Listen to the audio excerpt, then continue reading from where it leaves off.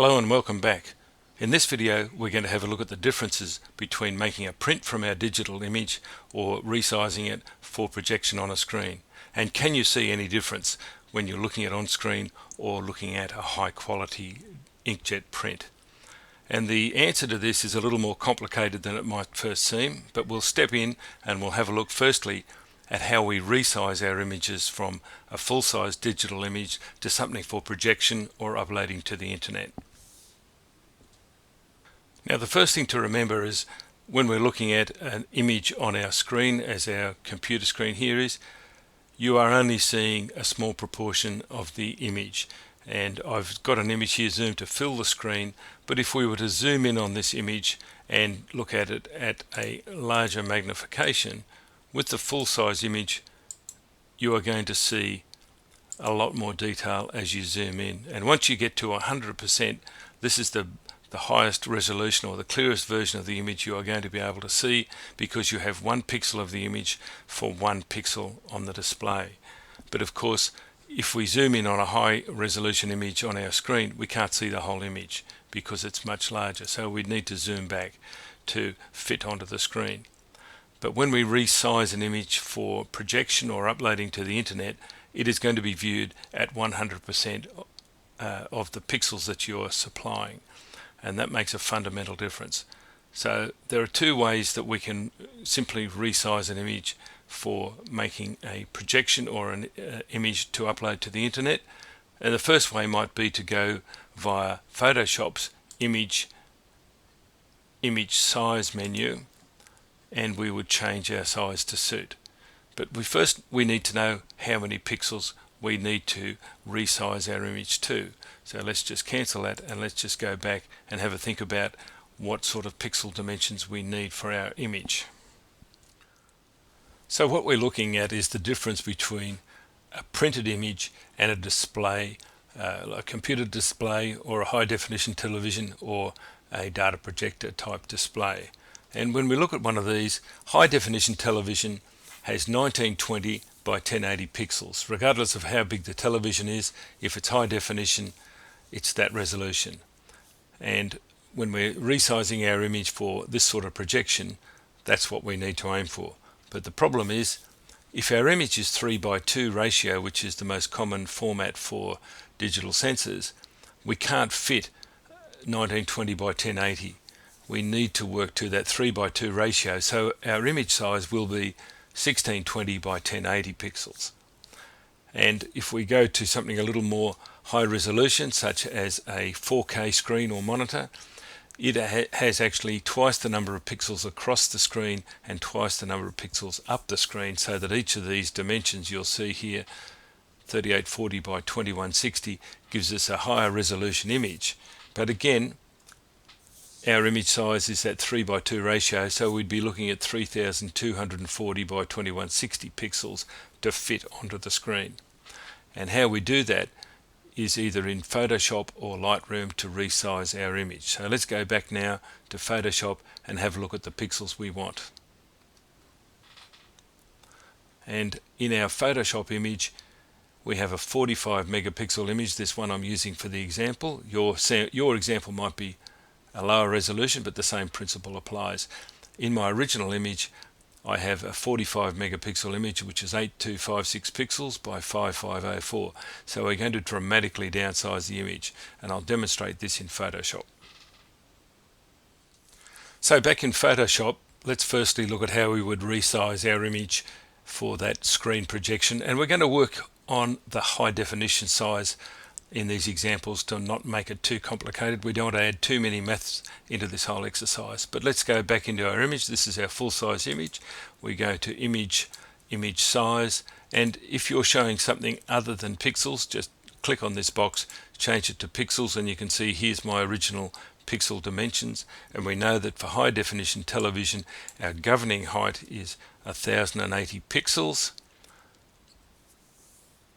And you'll see there, by keeping our chain link in place there, we maintain our proportions, 1080 by 1620 pixels, and there's a resampling algorithm here, and the best one to use is either bicubic Sharper reduction or automatic. They both seem to work pretty much the same, and then we would just click OK. I'm going to cancel that because I've already done this, and I've made an image here in Photoshop, and if I zoom that back to 100% or to fit the screen, we can see that it looks more or less okay on the image.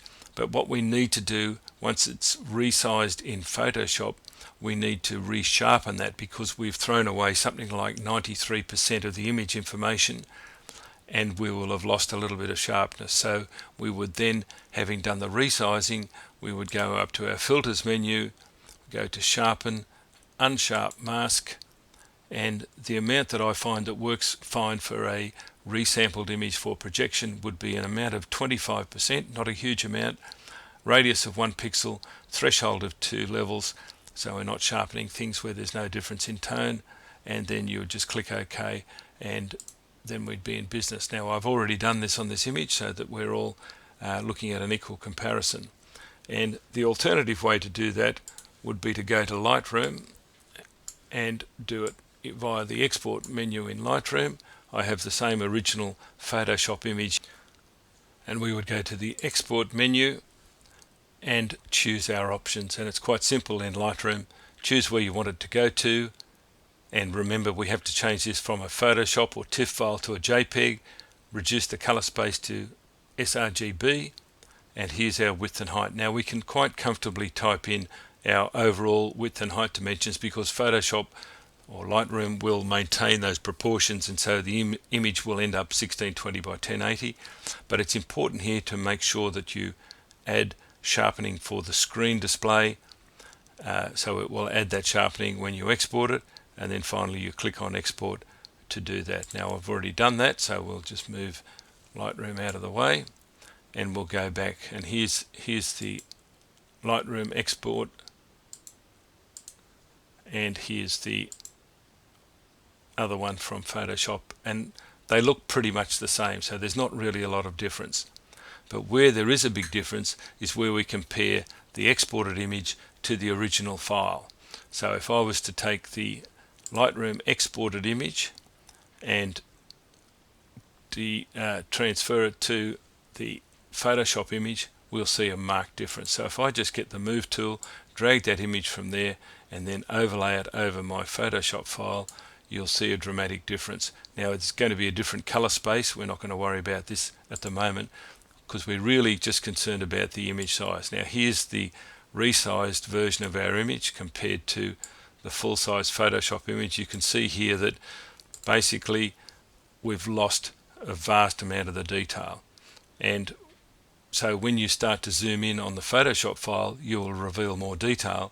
But if we go back to our Photoshop or Lightroom export and start to zoom in, all of a sudden the detail disappears because it's no longer there. So now we can see that once we've resized our image from the full-size Photoshop file down to an image for display, the only way we can see this image looking sharp is to display it at 100%. Now on your computer screen in Photoshop, you would need to make sure that it's viewed at 100%. And if we go anything less than that or anything more than that, let's zoom back out a little bit.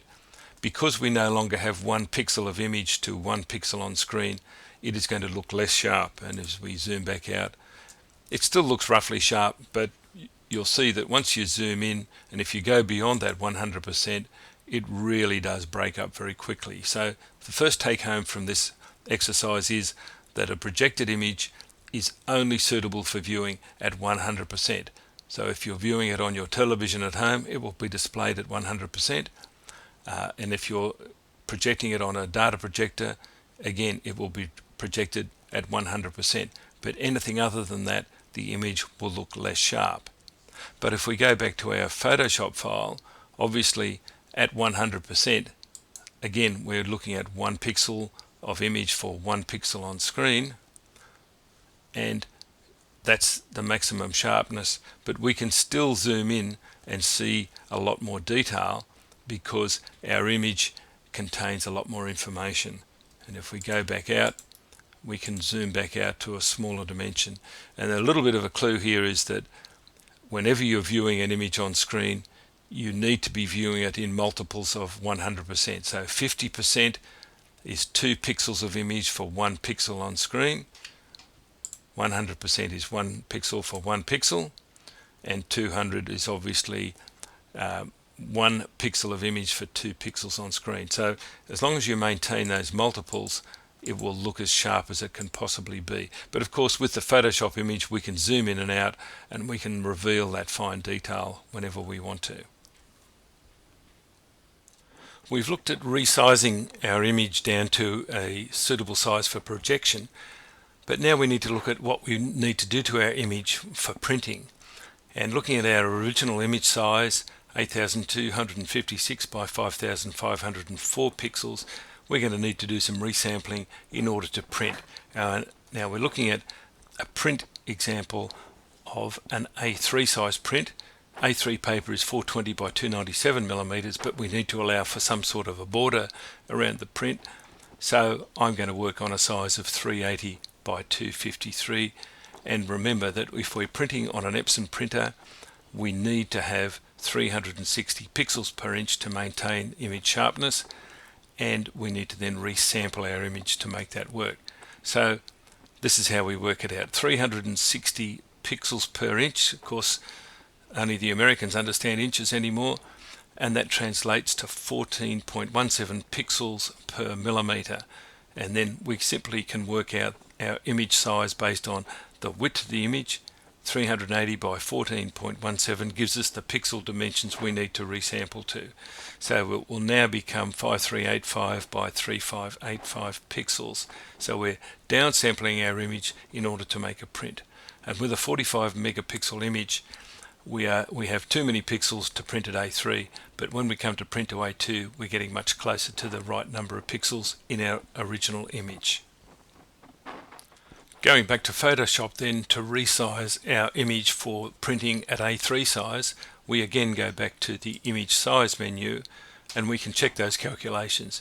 Image size, and what we want to do here is I want to set the size of the print before I send it to the printer, and I'm going to send it at 380 millimeters wide by 253, and the important thing here is 360 pixels per inch for an Epson printer, or 300 pixels per inch for a Canon printer. And again, it is going to downsample the image, and so we do this by setting these dimensions here, and if we click OK, the image will then be resampled, applying that same resharpening algorithm, and we end up with the image at the correct size for printing.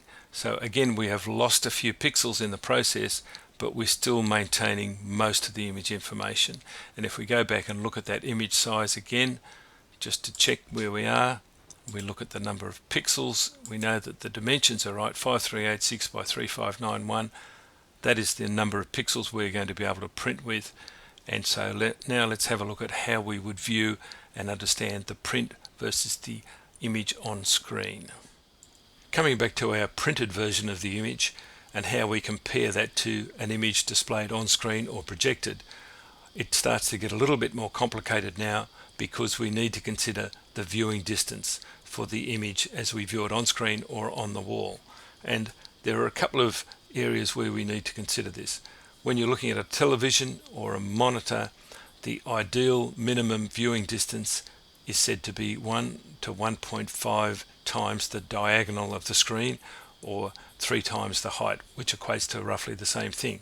So when you're looking at your image on your monitor, if you have a 24-inch monitor or a 600mm monitor, your eyes ought to be at about 600 millimeters away from the screen to get the most ideal viewing conditions. And the same goes for viewing a print mounted on a wall. Your ideal viewing distance is that same dimension back from the image. But of course, with a print, we know that we can zoom in closer and examine those small details. Whereas if we're looking at a monitor or a screen, we can certainly go in closer, but we can't see any more details, because all we can see is those pixels. We can't see anything more. And we'll have a little look now at how much we can actually see with our eyes and how much resolution we can really see. Looking at some research on what our human eyes can resolve, it works out that we can see down to a pretty small resolution in ideal viewing conditions. And some tests done by various scientists tell us that at 150 millimeters viewing distance, it's possible to see objects as small as 0.04 of a millimeter. However, that's in ideal conditions, and looking at a photograph or in other conditions you may not quite see as close as that. But if we were to zoom in and get closer to our video display, what happens is if you get closer than about 150 millimeters, you're going to see the individual pixels, something like this representation here, because once we get that close, our eyes can make out the individual pixels in the image. And we know that by downsampling our image for viewing on a screen, we've limited the number of pixels that we can see. And so that's what happens. But if you were to get in closer to a print and get in right very close to that 150 millimeters or less, you're not going to see individual dots because the information is there.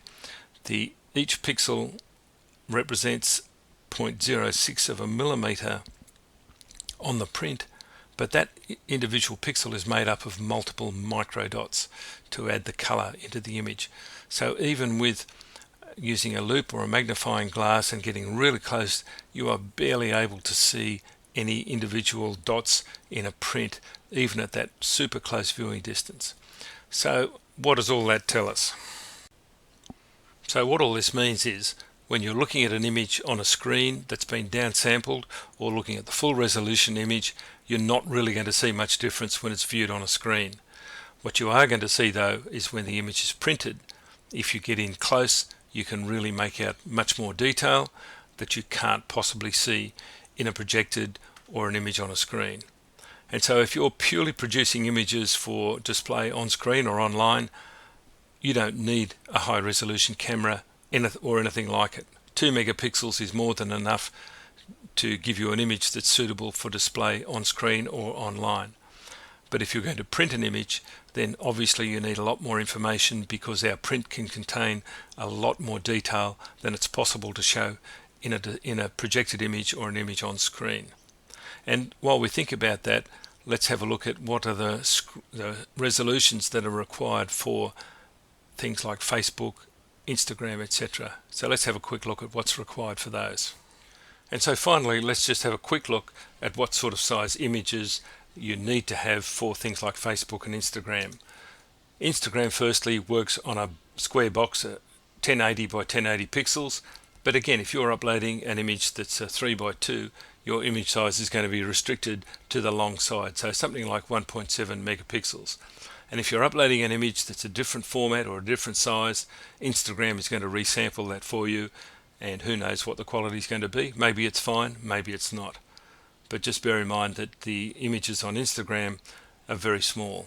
And likewise for Facebook, your maximum size would be something like 1200 by 630 pixels, but then your initial view or the small images that appear as thumbnails are much smaller at about 470 pixels. Again, Facebook will resample them for you if you don't send them at the right size, or if you're fussy about quality, you can resize them yourself and make sure that they're sharp and the color is correct.